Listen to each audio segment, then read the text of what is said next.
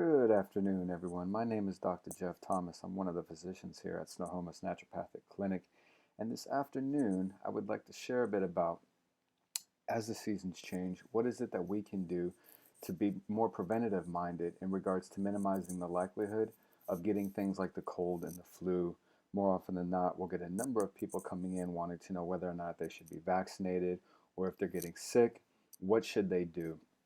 So, as a part of my job, what I really enjoy getting to do with my patients is sitting down and educating them as to where we're coming from, and as a result of that, how we choose to address the underlying concerns, both from a symptomatic point of view as well as from a prevention focused point of view as well. So, what we're going to do over the next 20, maybe 25 minutes or so is kind of run you through the basis of what the common cold is, how we assess it, how we differentiate that between the cold and the flu, some ways in which we want to be certain what it is that we're dealing with, questions around antibiotic use, is it worth it, should I not use it, should I use it, as well as if I wanted to take more of an integrated approach, what are my alternative options in the way of either wanting to prevent or provide symptomatic relief. So with that being said, let's go ahead and get started. And I just want to thank you for your time this afternoon. So we're just going to start with a basic introduction. As you can see here, we're simply defining what a cold is, and typically what this is going to be referred as is an upper respiratory infection, typically viral in nature. And so you can see that we're going to have a different presentation of symptoms here that we're looking at. And so why are these symptoms present? Well, you may or may not know, but for those of you that don't, allow me to educate you. So basically when we sneeze, this is the body's way of trying to eject whatever it is trying to eject from the nasal cavity. Coughing is also going to expel from the throat and lungs. In some particular cases, there may even be vomiting, which is going to help expel contents from the lungs. If we're dealing with something that's going to be located within the lower bowels, it may present with something along loose stools or diarrhea. For those that are presenting with the presentation of fever, what the fever is doing is actually making it difficult for the virus to reproduce. So if we're getting feverish and we're getting hot and we're feeling a little bit warm, where did this name cold come from? Why is it referred to as a cold? And so it was widely believed before people knew what viruses were that the illness known as the common cold was actually caused by exposure to cold weather. This belief or myth has persisted and is still to this day used to refer to the common cold. But cold or the exposure to cold is not the cause of the cold or flu. So viral infection, what's this all about and how is that different from bacterial infection? So as you can see, this is an example of just a few different presentations that we see clinically that result from a virus. We have the chicken pox, you have the flu, or even in some cases the common cold. So why is it when a patient's coming in here and they're saying, I want an antibiotic, we're more than often than not going to not to want to jump to that right away. Provided that what they're dealing with is actually a viral infection, you can see here in bold and in italics, you might think that's emphasized for a reason, is that no antibiotics or antiviral medications can hasten the recovery from the cold. And so what is it that we're trying to address here? Well, depending on when we actually catch the cold, that's going to determine whether or not we're just simply providing symptomatic relief or prevention. But more often than not, as it relates to antibiotics, they're not going to do a whole lot for a virus. Now, for those that are bacterial in nature, these would be presentations such as sinus infections, strep throat, urinary tract infections. Now, if somebody is definitively been diagnosed with a bacterial infection, then yes, we would go ahead and in some instances want to recommend the use of a probiotic. Now, what's interesting to have note, though, as you can see at this last bullet point, is a viral infection can actually progress to a bacterial infection. And so as a part of our intake, one of the questions that we're going to ask is how long have you been dealing with this?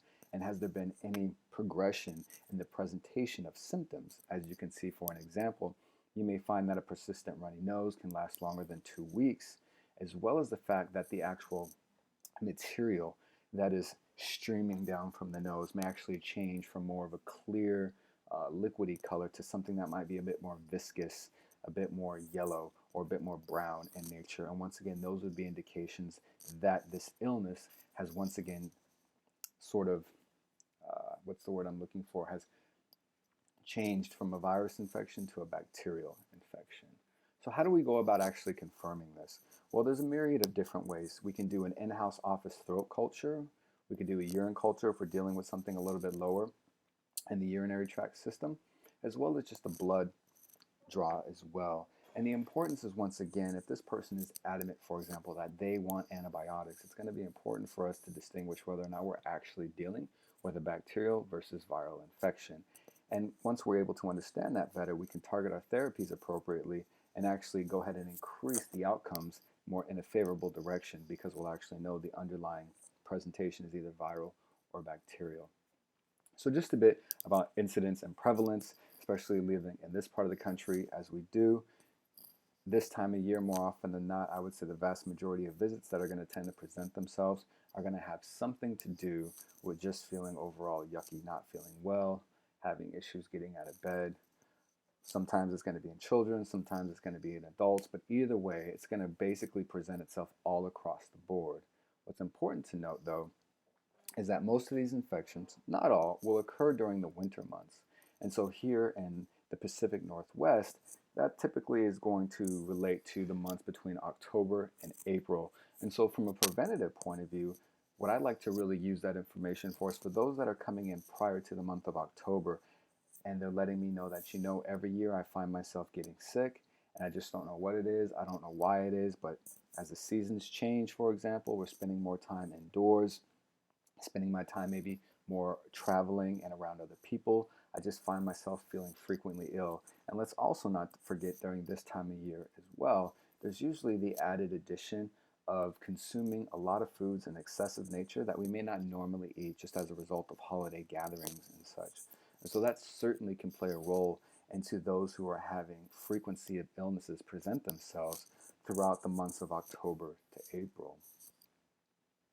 So average incidences, as you can see, all across the board, it's fairly common that the younger you are, you'll experience more colds throughout the year, and as you get older, that will slightly decrease. So it's to be expected that if you have a preschool child or a school-age child, that they're going to get sick a number of times. Now, if they don't, well, there's great reasons as to why they may not. For example, for young children, especially those who have been vaginally birthed, been on breast milk, for example, these children's immune systems are going to be much more robust. And so as a result of that, they're not going to be as frail and as likely to find themselves falling sick over and over and over again, because they will have had such an important aspect of their health cultivated from such a young age. So that's important to consider too when you're deciding whether or not if it's feasible. For some people, I understand it's not, but for those that can, that would be one of the advantages of having a vaginal birth and breastfeeding for as long as you can. That can certainly play a large part in the overall immune function of that young child. So how are these colds getting transmitted? Well, for the most part, it is a contagious viral transmission, and so it can be transmitted by way of hand-to-hand contact. It can be in the air. Definitely surfaces as well is going to be a big result of that as well. So being mindful of door handles, things of this nature, car doors, surface tops, all of these can certainly play a part in the overall transmission of the virus. So this time of year, once again, through October, I believe it was, to April, making sure these surfaces are cleaned frequently is certainly going to help minimize the likelihood of there being a frequency in the presentations of cold and or flus. So what are some of the risk factors? Those things that are going to increase the likelihood that you may be developing a cold. So once again, we've already discussed a little bit about those young children. One of the things that we didn't discuss is just the lack of hygiene that is commonly found in young kids. And so that certainly is going to increase exposure. Once again, being in populated settings, being indoors for longer periods of times is also going to increase the transmission rate, as well as the fact that you've got different people coming from different cultures, different walks of life, which also means different definitions of hygiene practices.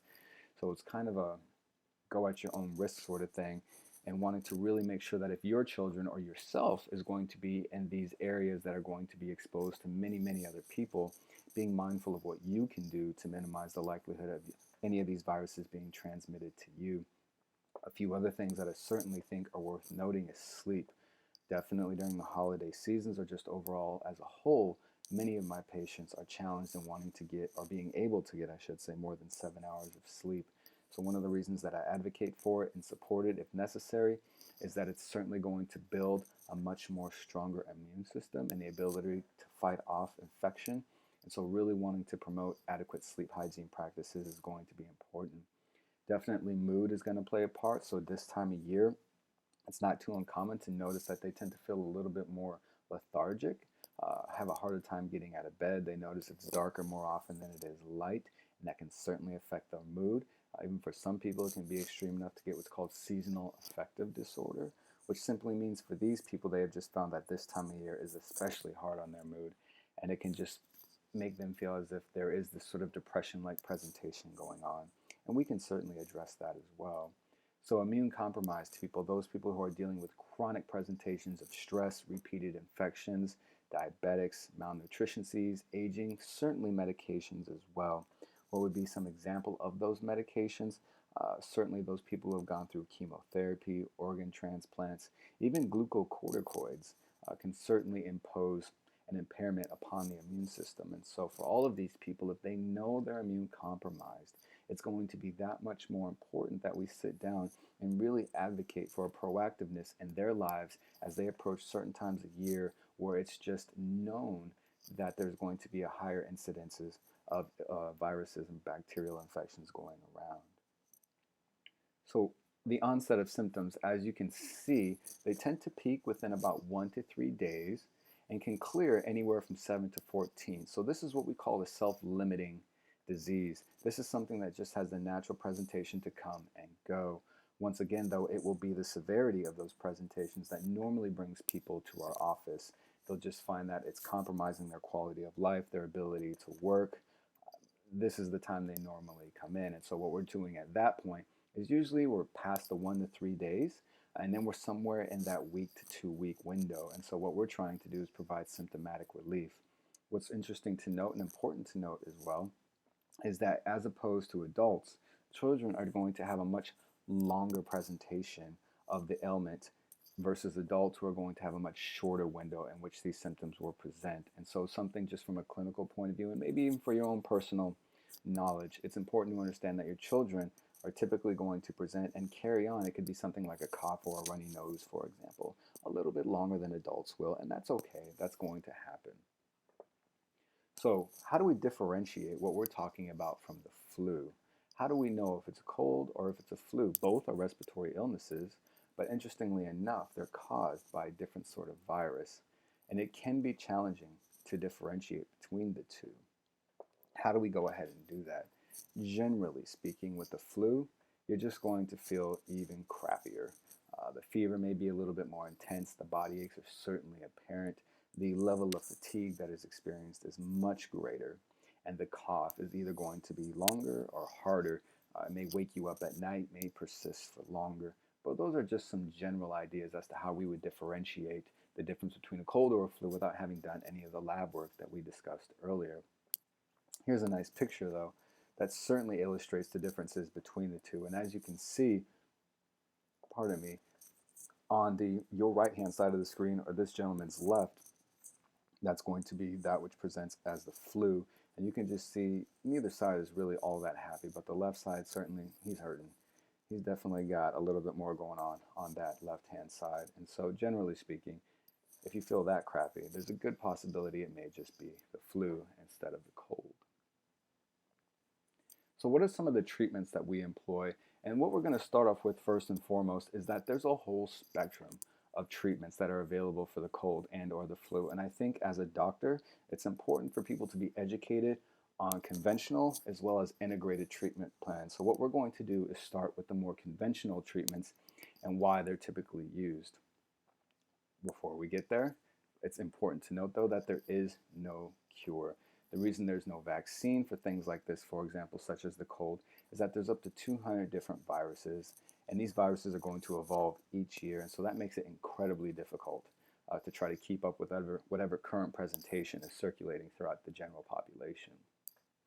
Now, here are the conventional treatments. As you can see, each treatment targets a certain aspect of the presentation of the cold.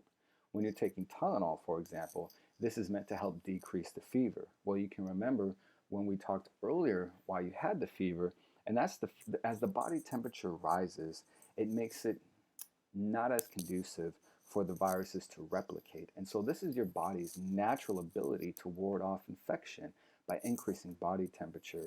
Now, depending on the child, depending on the adult, depending on the way that particular fever is affecting that particular person, we may, yes, in some instances, want to employ something that's going to bring down their fever. But just understand that it's completely normal and in some instances even healthy to allow a fever. But once again, for those people who aren't comfortable with that, that is why Tylenol is going to be used. We have things like aspirin and ibuprofen, as you already know. What that's going to do is basically cut off those pathways of inflammatory pathways, and as a result, it's going to decrease a lot of the discomfort that is experienced. Pain, for example, there may be swelling, for example. These things, by taking these non-steroidal anti-inflammatories, are decreased, if not minimized altogether. When we got next is things like Robitussin. Basically, these are going to suppress that cough. And then going down to decongestion. So what these are doing in order to really stop the nose from being runny is that it's causing the vessels to actually constrict. So these vessels within your body, they can expand and they can constrict. And as a result of that expansion, which is a byproduct of inflammation, it results in a runny nose presentation. And as I mentioned earlier, that's your body's way of trying to naturally expel that particular virus or bacteria from the body. And so by taking these decongestants, what you're causing your body to do is actually constrict those blood vessels, thereby reducing the overall expulsion or the overall elimination of those particular products related to inflammation. And so what's important to note at the bottom is that while all these medications may or may not relieve some of your symptoms, they will not prevent or shorten the length of your cold. Additionally, each one of these is going to have side effects. So as a doctor sitting with the patient, it's not my job to tell somebody what to do, but it is important to give them, as I call it, the good, the bad, and the ugly as it relates to their treatment options and ultimately allow them to make that choice. What is the importance going forward, though, as we are about to talk about more integrated approaches? How does this relate to the cold and what are the benefits of that? So as you can see, there are numerous studies to support that it's about the whole person. When we're sitting down, it's about addressing stress. It's about addressing personality and attitude and emotion and some other concomitant symptoms that may be going on as well, because each of these are going to play a part in the overall likelihood that this person will get sick again or for how long they will remain to be sick. And so throughout this conversation, the focus isn't only on not having you be sick right now, but it's preventing you as well from getting sick in the future. So that's why we spend so much time going over things like social history, familial history, biologic information, as well as emotional. All of these, believe it or not, are playing a part as to why you find yourself being sick, and all of them, when addressed appropriately, can make a profound difference in minimizing the likelihood of you becoming sick in the future as well. So stress, something we all are quite familiar with. How does that actually affect the immune system? As you can see, whenever you're stressed, your body is going to release a particular hormone called cortisol, as well as other sorts of neurotransmitters called epinephrine and norepinephrine. These are released what's called a sympathetic state. That flight or flight state is sort of an aspect of our nervous system that allows us to run away if a bear is chasing us, so to speak. Now, in a survival mode, these are quite necessary for us to perform at the level we need to in order to escape the possibility of, say, in the context of a bear chasing us, death. But in a stress-induced state, however that stress may be coming on, whether that may be environmental or some other aspect, what that's doing to our immune system is actually suppressing it and creating what's called a backdoor for infections. And so depending on the severity of the immunosuppression is actually going to be reflective of the degree of stress placed on the body. So the more stressed you are, the more immunosuppressed you're going to be. And so stress is certainly going to be an important part of our conversation where we're wanting to understand why you're getting sick and what we can do in the future to prevent you from getting sick again. So how do we go about doing that? Overall supporting the immune system, that is. We're going to take different approaches. Overall, it's a multifaceted, comprehensive approach. It's going to entail lifestyle recommendations, physical activity, nutritional support. We'll even get into some botanical medicines as well. But overall, the idea is to give you almost, if you will, an a la carte approach. Some of this may be a bit overwhelming. Certain people may not be in that place to make certain recommendations. But what's nice about this is if you stand back and look at it, is that you have options. There are many different ways that we can go about supporting you, and it just doesn't have to be reduced to something in a pill form or a liquid form. There are many different ways, and it's about where you are and what you're feeling empowered and comfortable doing. That's where we'll start, and that's the beauty of using integrative medicine, is that it allows us to be unique and be totally individualized in our approach. So what are the things nutritionally that are going to help impact our overall health status? Well, a few of these are going to be caused as a result of deficiencies. A nutritional deficiency is something that's going to come from many different reasons, but for one, it may just be a lack of adequate intake of vitamins, minerals, amino acids, things of that nature. Not getting enough fruits and vegetables, not getting enough fiber, not getting enough water.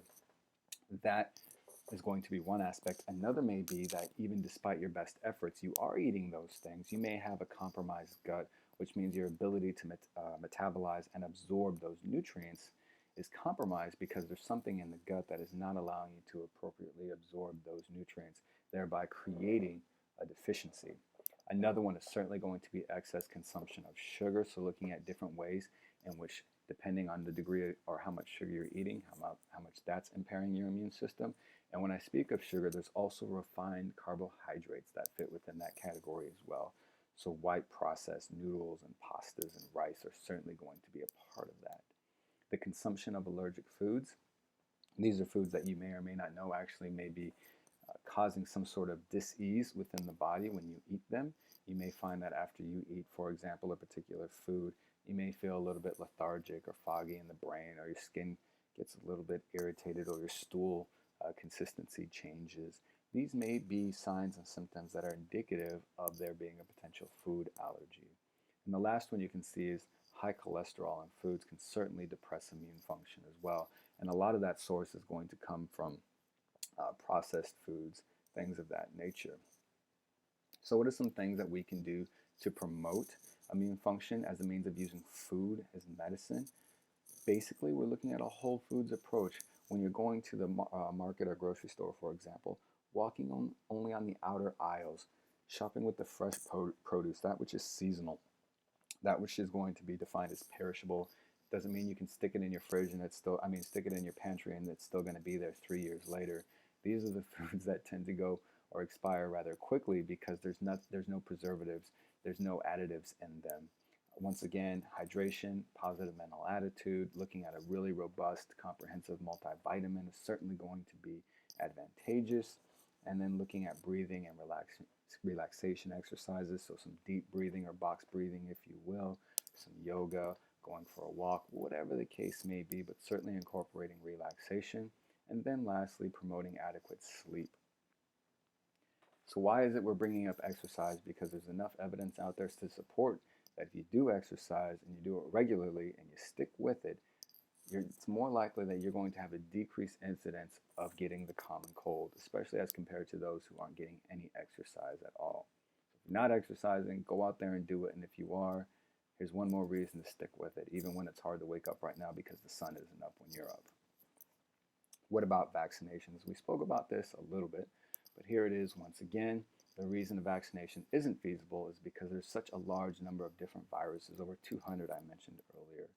And so even though you may get the flu vaccine, whether or not that actually does anything is debatable. I'm not saying I'm opposed to it, but I'm just simply saying there are other options if you're interested. If you get that, that does not mean it will prevent you from getting the common cold. So something to think about. When should you go see your doctor? There are many reasons as to why you should go see your doctor, but today I've listed 3. If you have a temperature higher than 102, come on in. Let's talk about it. Let's see how that's making you feel and what's going on. Once again, you can see that when the symptoms last longer for a child, up to 7 days, or for an adult up to 14, come on in. Let's look at what's going on and see what we can do to make your life a little bit more comfortable for you. And once again, if overall things like this cough, for example, just aren't going away after 2 weeks. It's just still there. Come on in. And more often than not, we'll be able to address that rather easily. So one of the last things I want to go over here very quickly are some facts versus myths.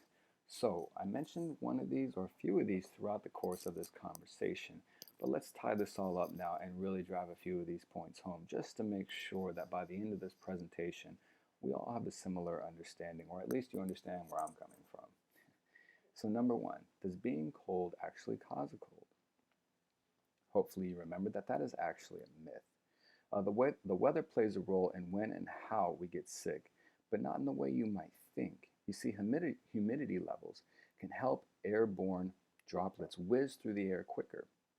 The lower the humidity, the more moisture evaporates from the droplet, shrinking it in size so it can stay airborne for longer distances. Cold weather is notoriously dry, which explains why we're more likely to catch a cold while we huddle up inside when temperatures start to drop. This type of air can dry out the mucus lining in our membranes and our nasal passages. Without that protective barrier that traps microbes before they enter the body, we're more vulnerable to infection. So we're actually weakened by the air we breathe when it's chilly out, not by the chilly weather itself. That was a bit dense. Hopefully you got that though. How about taking vitamin C? Lots of people think if I take vitamin C, is it going to actually help me from preventing the common cold? Once again, this is a myth. And even though much of this was popularized by someone who actually won a Nobel Prize, there are many studies where individuals consumed 200 milligrams of vitamin C every day. When those people actually consumed that, individuals didn't appear to prevent the cold, but the incidence of cold did decrease. So once again, it doesn't mean you won't get sick, but if you continually take vitamin C, there is the possibility that it will decrease the likelihood of you recurringly getting sick. So that's something to think about. Let's see, if you actually were to take a much larger dose during the first signs of a cold, there is the possibility that you may actually reduce the duration and the severity of symptoms, but it's important to jump on that right away. So for those that are starting to realize they're getting sick, I would certainly start with a very robust dose and then have you take that over the course of a few days, and hopefully that would be sufficient. Number three, cold causing microbes can survive for up to 2 days outside of the body. Once again, now we're talking about transmission. So say, for example, someone had the virus, they sneeze, they catch it in their hand, and then they forget to wash it. They touch a doorknob or a counter. And so you go and touch that same doorknob somewhere within a 24 to 48 hour period. What's the likelihood of you actually catching that virus? Pretty good. So this would be a fact. Rhinoviruses, which are the viruses responsible for most colds, usually live for 3 hours on your skin or any touchable surface, but they can sometimes survive for up to 48 hours. So doorknobs, computer keyboards, elevator buttons, light switches, shopping carts, toilet paper rolls, all of these are going to be perfect hosts for you to catch a cold if anyone has touched these within 48 hours that has a cold of you touching them. So something to think about. Number four, there's a vaccination I can take from preventing the cold. I think we talked about that. The answer is no, that is a myth. Antibiotics cure the common cold. Once again, this is another myth. Antibiotics work against bacteria. While most colds are viral in nature, there are about 2% of colds that may be bacterial. So for the remaining 90% of the presentations of cold, antibiotics will not work. Last one, chicken soup. It's good for the soul, but is it good for the cold? Well, a recent scientific study found that chicken soup may provide relief from the symptoms of the cold. The study concluded that chicken soup helps clear mucus from the bronchial tubes in your lungs faster and more effectively than any other liquid. It does so because inhaling its warm vapor raises the temperature of the nose and loosens thickened secretions. Additionally, ingredients such as onions, carrots, parsley, mushrooms, parsnips, sage, thyme are known for their medicinal and antioxidant properties. So there's a little bonus there for you. Just gave you chicken soup recipe, which is certainly going to help relieve the cold. So here's just a few things when you come on in here to Snohomish Naturopathic Clinic that we are going to recommend or use to help address the cold. Or if you're looking to prevent the cold, these may be things that you could start taking this time of year just to really ramp up your immune system. So 1, 2, 3, here we go. Immunoberry. This is going to be a liquid, so for those people who have young kids or they themselves aren't really crazy about taking capsules, that's awesome because here we have a liquid. What you can see in here is a whole host of different botanicals, mostly mushroom in nature, but there's going to be a berry in there, the elderberry as well as the astragalus, all wonderful, wonderful botanicals that are going to really support the immune system overall and really help to give you a much stronger defense system as it relates to warding off the cold and or the flu even. The next one is called alicillin, and basically what we're looking at here is a constituent within garlic. For those of you that are ambitious enough and really like to use food as medicine, you could eat a clove a day. That's a brave thing to do. I wouldn't talk to people very close after doing that, but it will work wonders for your health overall. And I think there's a lot of great benefit from that. So all jokes aside, eating garlic itself is going to be wonderful, but if you're just not there in your life yet, I don't blame you. Take it in a capsule. It's a wonderful antimicrobial, antibacterial, antiviral. It's anti-everything. And it's a wonderful health promoting product overall. Right here we've got the throat mist. What I really like about this particular product right here is that for those people who are dealing with either dry throat and talk a lot and they're sick and it's just really hard to carry on a conversation, there's a particular ingredient in here called OSHA, which is wonderful for helping soothe the throat and really help for those people who talk quite often for a living to be able to get over that particular symptom rather quickly. And so that's one product right there that's awesome. And once again, you can see it's a mist, so it's not a capsule, and it's fairly small, so you can take it just about everywhere. The last one I like is a chai. It tastes really good. It's a tea that's actually made here locally in Seattle by a former botanical science student from Bastyr University.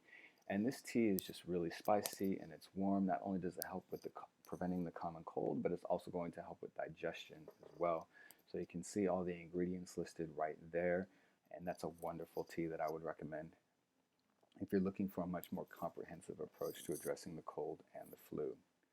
So if you want to come on in and talk a little bit more about this, there's the address, there's our phone number. Go ahead and call on in and make an appointment with Dr. Thomas, and I'd love to talk to you more about this. So with that being said, that's just a brief overview as to what you can expect during the course of our appointment. We'll go basically over all those pillars of health that I discussed earlier, the mental, the emotional, the physical, the diet, the sleep, really looking at all of that, doing a dietary intake just to ensure there may be no nutrient deficiencies.